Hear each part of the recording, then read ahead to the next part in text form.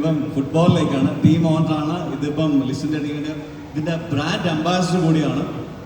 എങ്ങനെ കാണുന്നു ഈ ഒരു ചേഞ്ച്? പണ്ട് IPL-ലൊക്കെയാണ് നമ്മൾ നോർമലി ഷാറുഖും അങ്ങനെ ഓരോ വലിയ വലിയ സ്റ്റാർസൊക്കെ ബോളിവുഡിൽ സ്പോർട്സിലേക്ക് വരുന്നത്. നമ്മുടെ കൊച്ചു കേരളത്തിലും തുടക്കമാവുകയാണ്.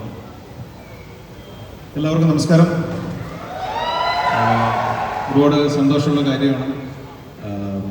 സ്പോർട്സ് ചെറുപ്പം മുതലേ വളരെ വളരെ ഇഷ്ടമുള്ള ഒരാളാണ്. ഫുട്ബോൾ വളരെ പ്രിയപ്പെട്ട ഒരു കാര്യമാണ്. ചെറുപ്പത്തിൽ എപ്പോഴും ഫുട്ബോൾ കളിച്ചുകൊണ്ടിരുന്ന ഒരാളാണ്. അപ്പോൾ ഫുട്ബോൾ ബേസ് ചെയ്ത് സിനിമകൾ ചെയ്യണമെന്ന് എൻ്റെ ഭയങ്കര വലിയ ആഗ്രഹമായിരുന്നു.